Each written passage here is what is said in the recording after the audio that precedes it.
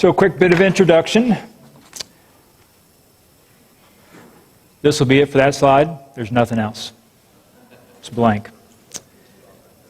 But my name is Paul Gidden. I am filling in for Marty Miller while he's traveling. As we study the second half of the book of Acts and about Paul's missionary journey, it's appropriate to study some of the mission efforts that we do today. And part of what I would like to do today is to review the mission efforts that Woodland Oaks supports. But I would like to follow up with that with some discussions. Now, Marty had indicated, that we come to this Bible class with your Bible, preparation, and engagement. And so I am one of those that like to ask a lot of questions. So I'm looking forward to participation from the audience. Feel free to add your comments. You don't have to just answer the questions, but this is a bit more of a free-form type of discussion. So again, my name is Paul, and it is appropriate for me to probably deliver today's lessons as we talk about the book of Acts, because I am named after the Apostle Paul. My parents, when I was born, was studying the book of Acts at the time, and they said, "What shall we name this child?" Paul. So, you're kidding, right? No, that is how. Okay. So the Apostle Paul is my namesake, and that's the story behind that. Do what? Barnabas. The second thing, you may recognize this. It's a daily Bible. Hopefully you have one. I am particularly fond of this particular one, the Daily Bible by F. LaGard Smith. It is in chronological order. And to me, I'm an engineer at heart, so I like to put things together. So having things kind of in some sort of order really kind of helps me out. It really helps me put the stories together of the prophets in the Old Testament. Just a wonderful read. What I also like about it, though, is what he has done is in the New Testament has really woven in Paul's letters with his missionary journeys. It's speculation a bit, but I think he uses a good bit of logic and inference about what Paul is talking about, where he has traveled. Paul makes mention of where he is in his books, in his letters to the churches and to the individuals, that you can kind of put together a little bit of a timeline of what Paul is kind of thinking through there. And so I encourage you, this is a good time of the year to get one. Yes, ma'am. The ones that were printed after 2012 have the pronouns all changed. If you go online, you can get them at a decent price. They're all different ways. That some of them are in pretty bad shape. Some of them are just like brand new. Okay. Mine's in not great shape. Mine is not in great shape. The coverings and it's kind of dog-eared. It does eventually fall apart, but I have read a few. This is the one that I have stuck with, and for, I don't know, probably on the order of about 26 years. I've been reading through this, and this one I've read probably 20, 25 of those times. Anyway, I'll reference a little bit more about it towards the end of class. So a lot for a blank slide. Further, a little bit more on the introduction. Adam Frott and I, we are the deacons of the Foreign Missions Ministry area at Woodland Oaks. We work as a team with others in this area. It's called the Mission Leadership Team. The Mission Leadership Team's primary responsibility is to facilitate the foreign mission efforts at Woodland Oaks. We support numerous mission works. We'll cover those this morning. There's 11 of them. And then we also educate the congregation of these works in which we're involved by having representatives from each of these mission efforts present to the members. Current members, besides Adam and myself, we have Glenn Addison, Bob Burright, Monica Frott, and Cleo Tarver. And then Mac Brockman is our elder liaison.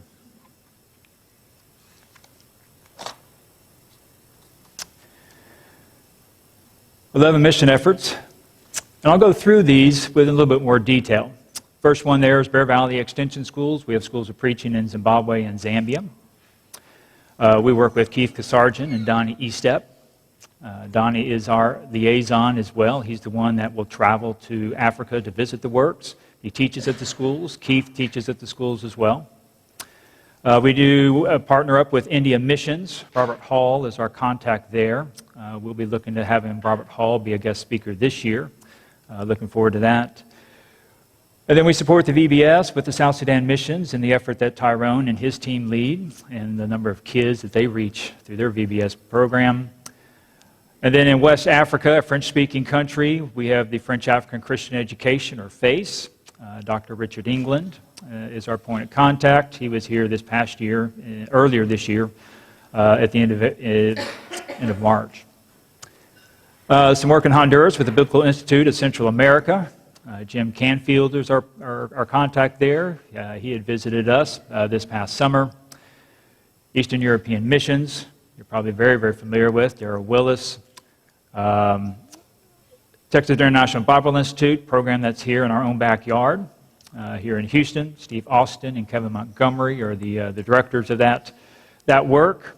That work is almost exclusively online, and I'll have a little bit more to share about that. Then we partner up with Adventures in Missions with Pat Schaefer with the apprentice program, apprentice missionary program associated with the Sunset or SIBI. And then we've got Mission Printing up in Arlington, Richard Renfro up there. And then new this year, we are supporting a domestic mission effort with Kirk Israel. Kirk and Karen, they live up in Castleton, Vermont. A pretty difficult area to evangelize. But the work that he is doing there is quite remarkable. And again, we'll share a little bit more about that. And then this year, we also began work with the World Bible School. Paul, Yes, sir. what are the criteria for selecting which mission work to support? So a good question. Criteria for supporting the mission works is a group that's going to have a long-term impact, that really reside in the area. The works, as you'll see here, are primarily schools of preaching, where our focus is on training men to be evangelists, to be preachers, to strengthen the churches in the local areas, and to spread and begin doing Bible studies and things along those lines. Furthermore, these efforts are all run by a board of director, or they have some sort of overship, whether elders. In most of these cases, I believe they're all going to have a board of directors behind them, those efforts. There's something else you're wanting to know? No. Thank you. So we'll start with the Bear Valley Extension Schools, Zambia and Zimbabwe. These are 2-year programs where the students come to the school for Bible training. They do evangelism training. They are trained how to conduct Bible studies, how to preach. We support these 2 extension schools. One's in Gwiru, Zimbabwe, and the other is in Luanshya, Zambia. As I said, we partner with Donnie Estep. He's the regional director, an instructor for the Bear Valley International Schools in South and Central Africa. And we also work with Keith Kasarjan. He's the director of the International Studies for Bear Valley, and he oversees all of the international schools. These schools teach and train Native men to be preachers and leaders of their congregations.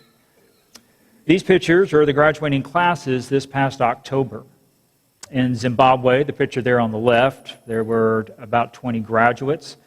And in Zambia, the picture on the right, there were 15 graduates.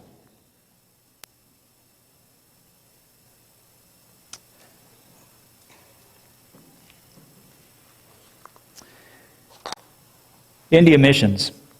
So we support India Missions, working with several American brethren and their team of over 15,000 native Indian preachers. They hold nightly gospel meetings every day. They send out 100 team leaders each month to do the work.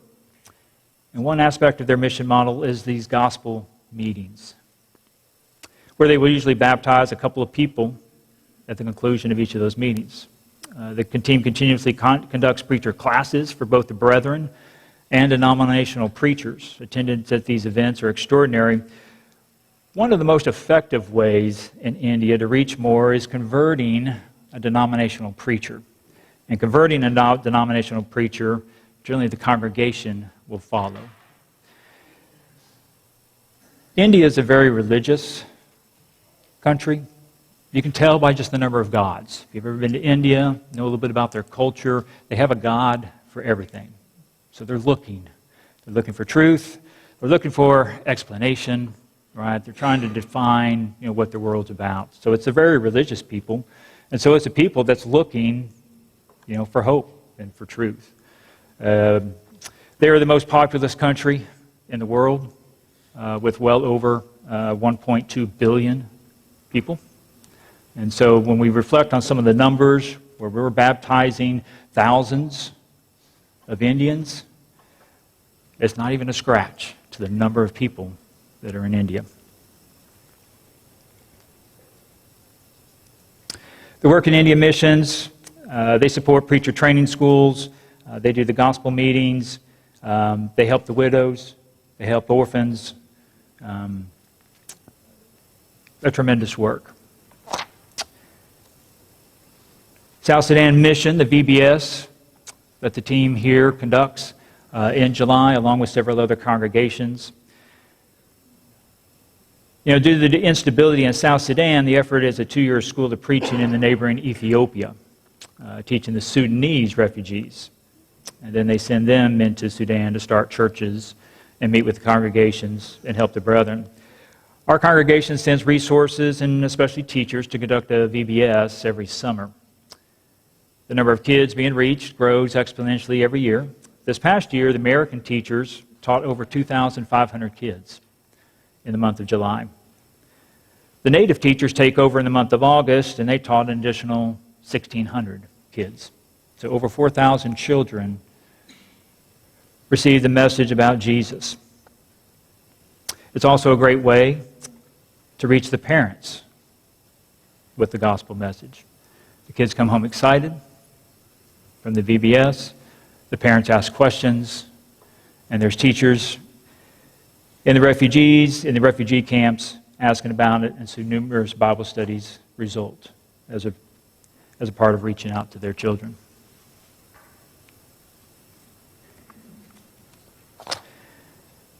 French African Christian Education, or FACE, has a Bible training center in Benin.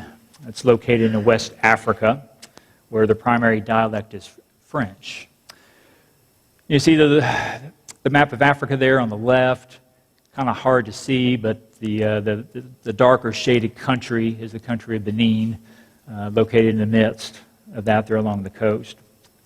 The training center is a 3-year program where students come in to school for Bible training, evangelism training, preaching, vocational studies, and their target is to reach in the numerous other French-speaking nations of West Africa. We work with the director of the school, Ajaya Inusa, and their board of directors as they train approximately 60 students from the 11 surrounding countries. Since 1990, over 350 congregations have been planted by the students from this work.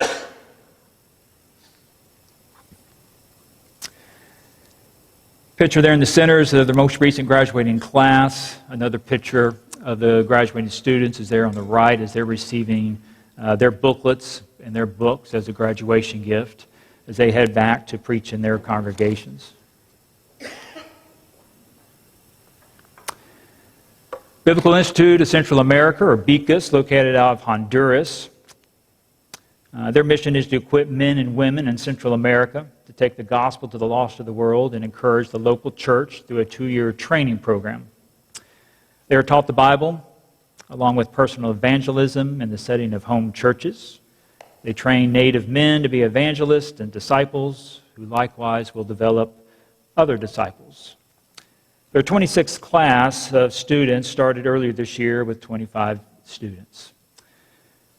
You're going to find that many of these efforts and these schools have been in operation for a number of years.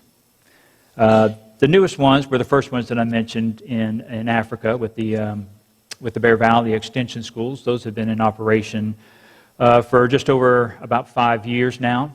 These others, with Honduras here in Bica, it's their 26th class.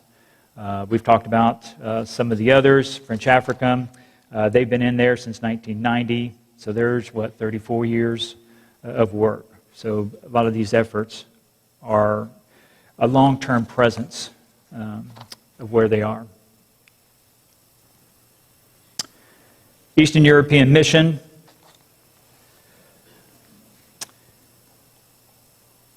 I'm sure many of you are familiar with this work. Their mission statement is wanting everyone to get a copy of the Bible. They do this by printing Bibles and Bible-based material for distribution in the public schools, partner churches, organizations, and then other areas, including refugee camps. And they do this all for free for the recipients. They print the material in over 20 languages, including many Middle Eastern languages. EEM's 2023 Hope campaign last year of $4 million was met, which means 800,000 lives had access to God's Word. EEM is also helping with humanitarian aid in Ukraine.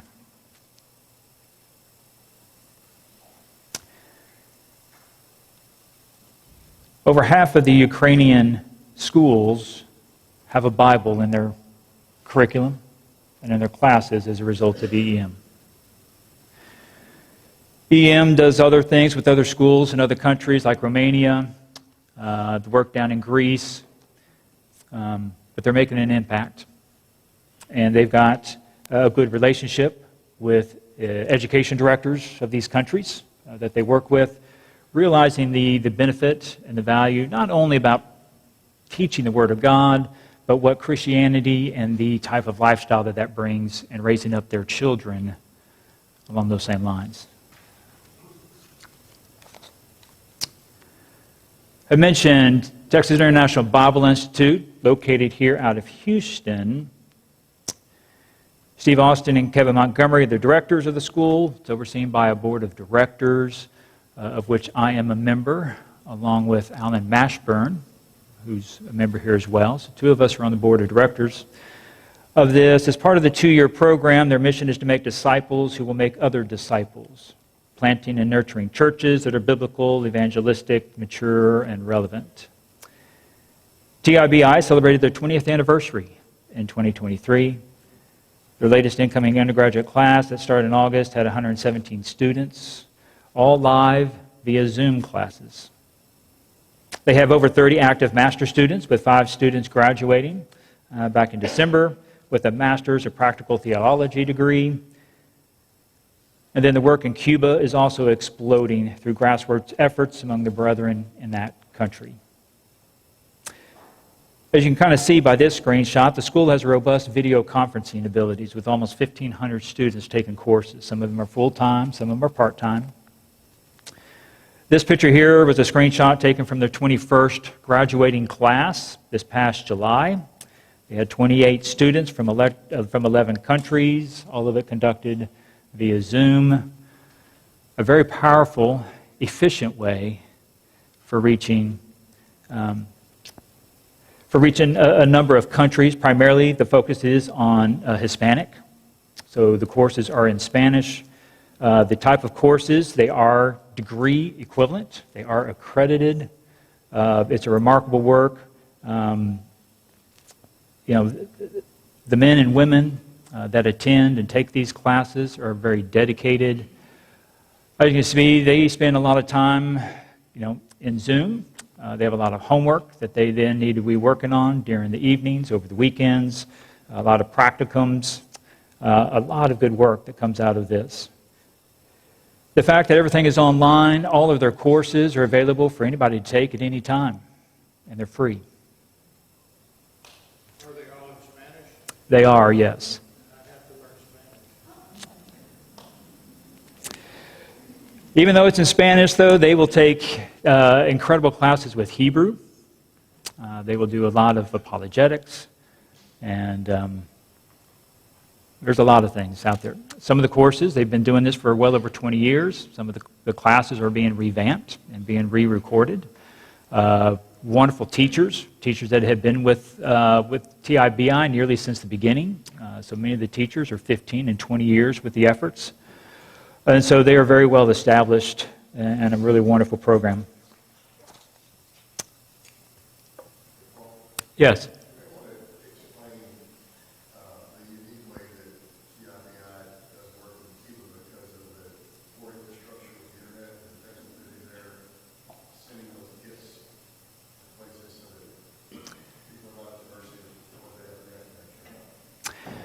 So Glenn's comment was about the work in Cuba, and I did kind of gloss over it.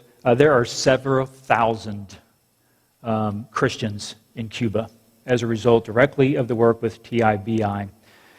You're right, Glenn. The infrastructure in Cuba is horrible. If you've read the headlines over probably just the last couple of weeks, massive power outages in that country, and yet the country is still with hope and trying to search. So TIBI has sent kits, education kits, that they've delivered into the country to be passed out to preachers and those that are studying. In addition, within the country, there is a large effort that they get together through WhatsApp, and they're able to share material with each other. They're able to reach out. Many of the preachers will attend several congregations over the course of a weekend as they visit and preach to them. It's really an astounding type of effort that's taking place in a country that's one very close to us, but because of the difficulties getting in, the difficulties with really, obviously with the government, political climate type of thing, but pretty difficult. So there's a lot of ground roots efforts that are taking place in that country. Again, by distributing, little kits where we've got a little hard drive that's got all of the material that they need, because they're not going to have access to regular internet, but they do have access to applications like WhatsApp to do a lot of their work and coordination amongst themselves.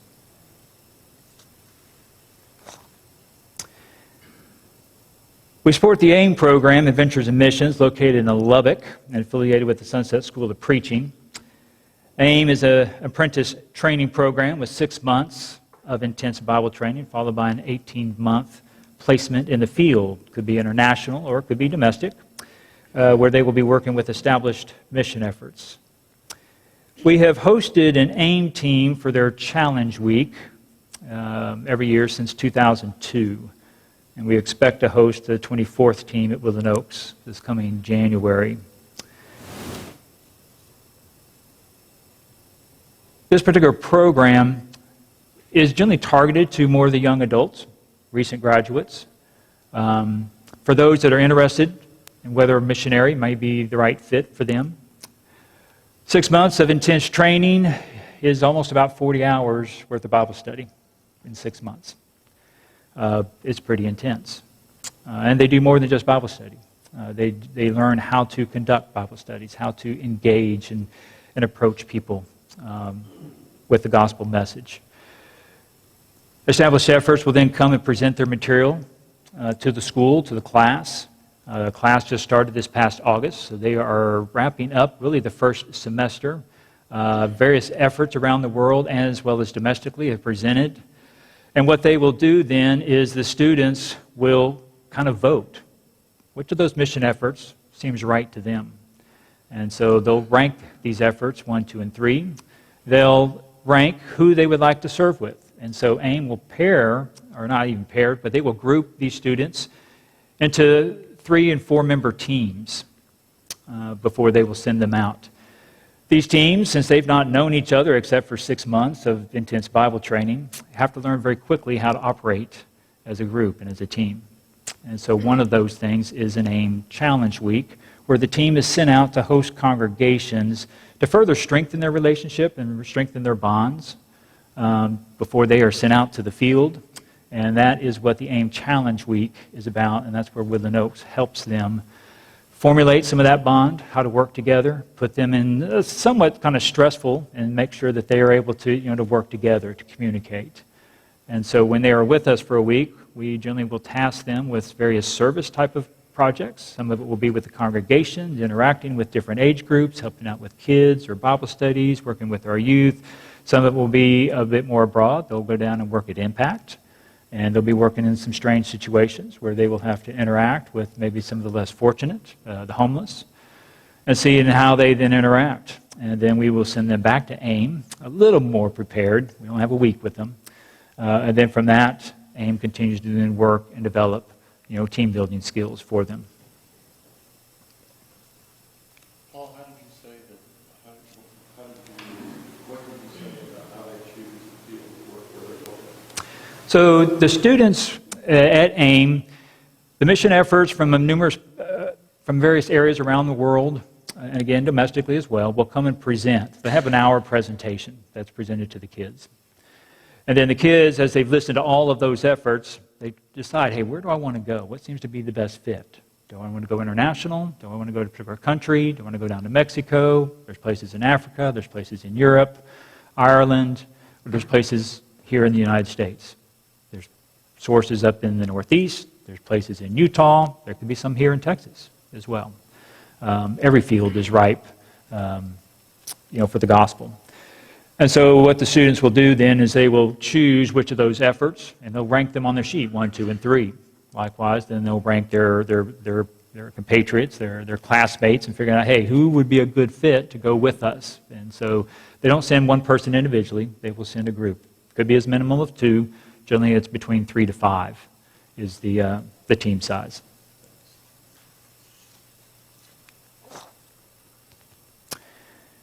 We support Mission Printing based out of Arlington, Texas. Mission Printing provides free Bible-oriented teaching and study literature to missionaries around the world. There are 24 congregations that help collate and staple thousands of booklets each month. It's kind of the left-hand picture there. And then they bring them to be trimmed and shipped to distant locations out of the office there in Arlington.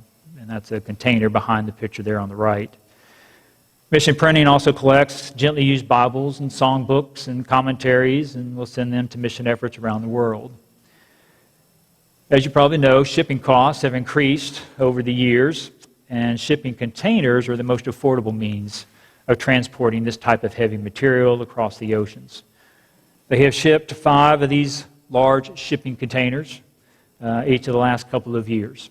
So literally tons of pamphlets are sent to missionaries around the globe to hand out, leading to Bible studies and baptisms. Most of their literature is printed in English, but I believe that they have increased their Spanish production of material as well.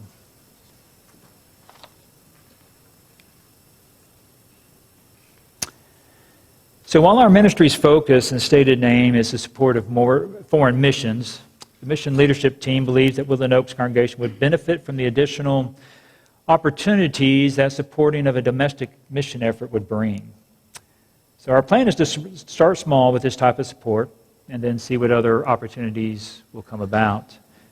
We believe support for domestic missions will grow and provide additional mission fields in which members can participate without having the usual international concerns like flying and security and long vacations and so forth. So based on certain recommendations from some individuals in the Right Rock Fund, and then after some interviews with Kirk, we partnered with him for a domestic mission effort in Vermont, Castleton, Vermont. He came highly recommended. He's a very, very effective evangelist. He's working in the difficult Northeast. Kirk is the current preaching minister, along with many other roles and responsibilities for the Green Mountain Church of Christ there in Castleton. Kirk is partially supported by a few other congregations, as well as the White Rock Fund, which has strict requirements for the work that they support. Kirk recently lost support from another Texas congregation, and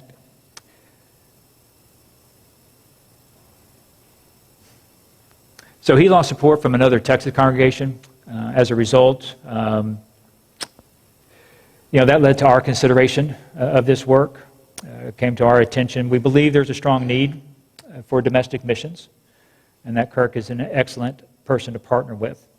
That whole area is horribly bleak. It is a bleak area, But this needs to be done. but it does. I'm not against it. And Vermont, Kirk will indicate and tell you that Vermont leads a lot of things in this nation. A lot of the laws that you see that get passed, some of them come out of California, many of them get started, and the thoughts are coming out of Vermont. They're one of the leading causes of some of the decisions that we make politically. And so being based there, kind of the heart of it, and making an impact And I think you're going to see here in just a minute. They're a godless place, and so is Woodland. It sucks the air out of your lungs. And I'm not trying to be confrontational. It's just, it's a big need, and it's not here. Correct. It's a big need, and it's a small place. And from this outreach, you can reach others. Yes, Gary? White Rock Fund. Is Mac here? Mac could probably do a better job than I can. So the White Rock Fund is, they sponsor several types of work. Some of them are domestic, some of them are foreign. So they will provide support for foreign missionaries that are abroad internationally, but they also support several ministers up specifically in the Northeast, and that's where their focus is. So they've got folks that they support in New York, several in New York. They've got one in Maine. They've got Kirk here in Castleton, Vermont, Connecticut.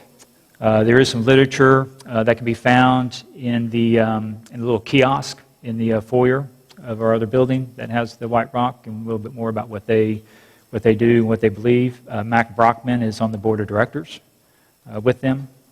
And so, yes, Glenn?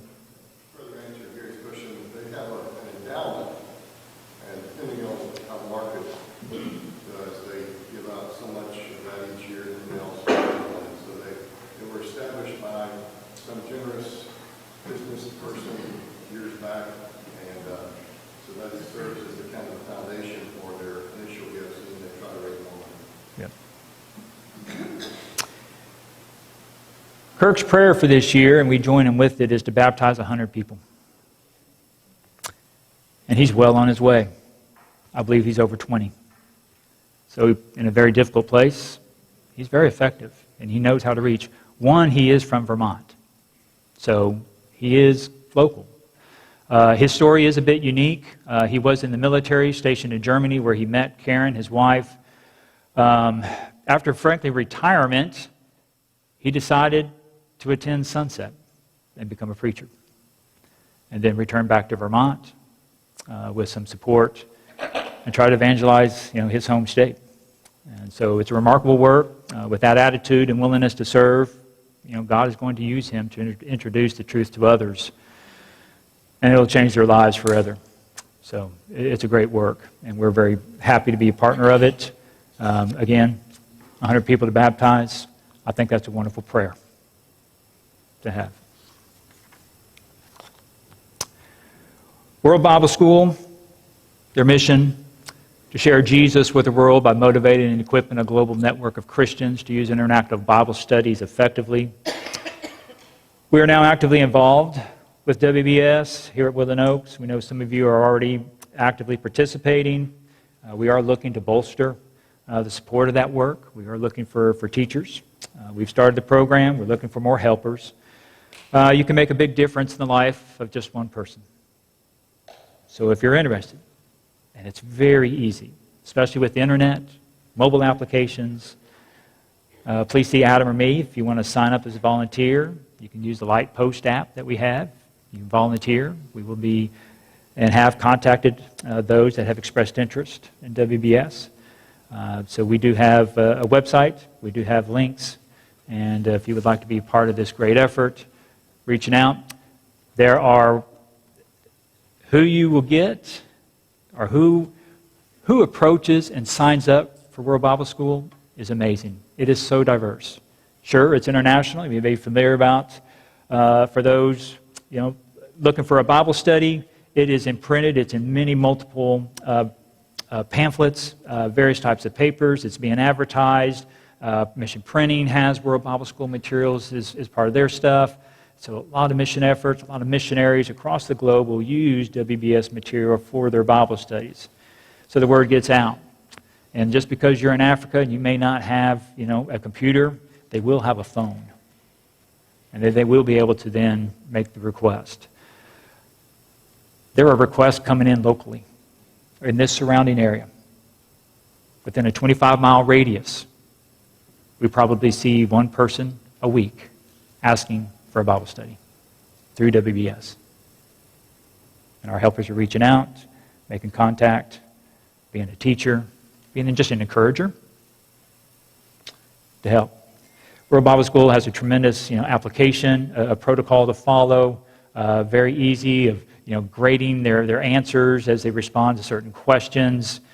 Again, they make it really easy to interact and to help somebody along in their journey as they study the Bible.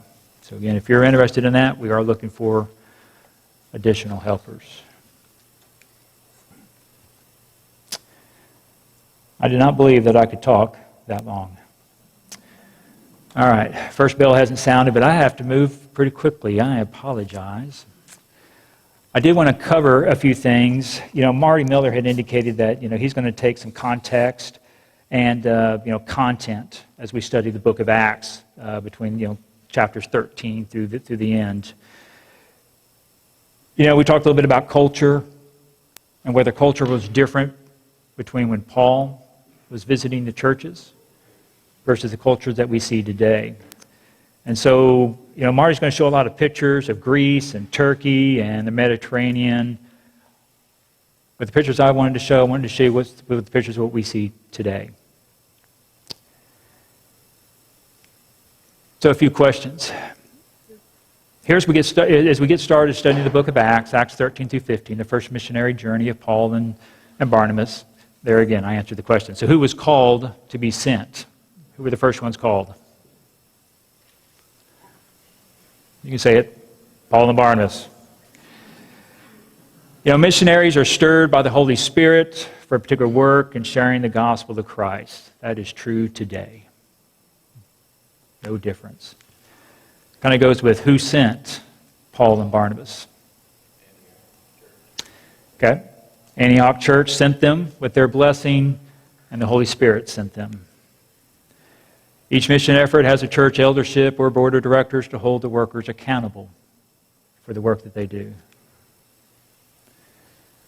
Where were they sent?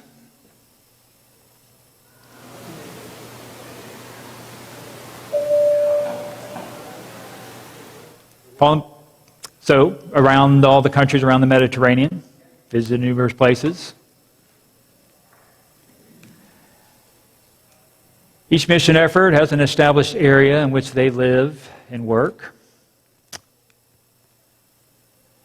How is the reporting done and to whom?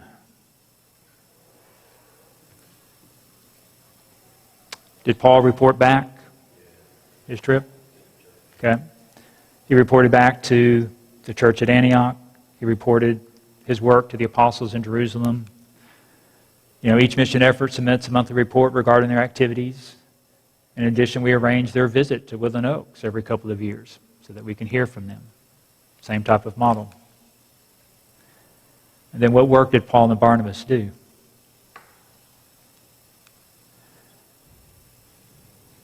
They're preaching the gospel. They're making disciples.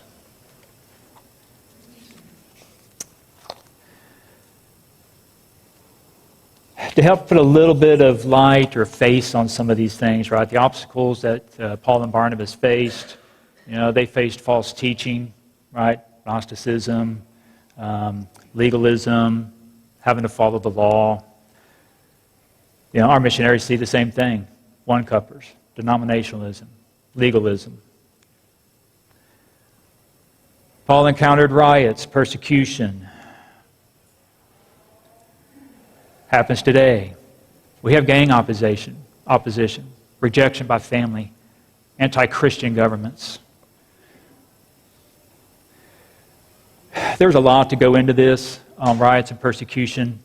It is prevalent today. You're aware of, I'm sure, the political climate in various countries that are not Christian friendly. There's no, laws to hold anybody accountable for some of the atrocities that they'll face. Churches that are burned, preachers' houses that are burned, preachers that are threatened, families that are put into jail. That occurs today.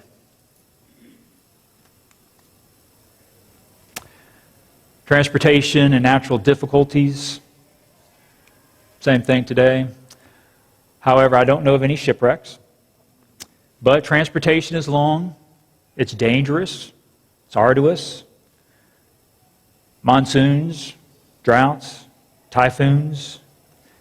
The roads that our missionaries travel to reach the congregations, many of them are dangerous. They're controlled by gangs, controlled by the military, or just controlled by plain bad guys. Transportation is also dangerous, just driving, especially in some countries. I'm sure you've been in some where you're wondering what kind of laws of the road apply or don't. And tragically, one of the originally appointed directors of the preaching school in Zimbabwe was killed in an auto crash just months before the school was to open. And so a second director, kind of his assistant, stood up and has taken his place. And Matthew runs a very effective and efficient school there in Zimbabwe. Other obstacles, language and communication. Even though you're working in one country, even like in West Africa, you'd say, hey, I'm speaking French. There are so many dialects. And so reaching out, interpreters, the written word, and the languages becomes very important. And when certain natives are able to read the Bible in their own language, so enlightening.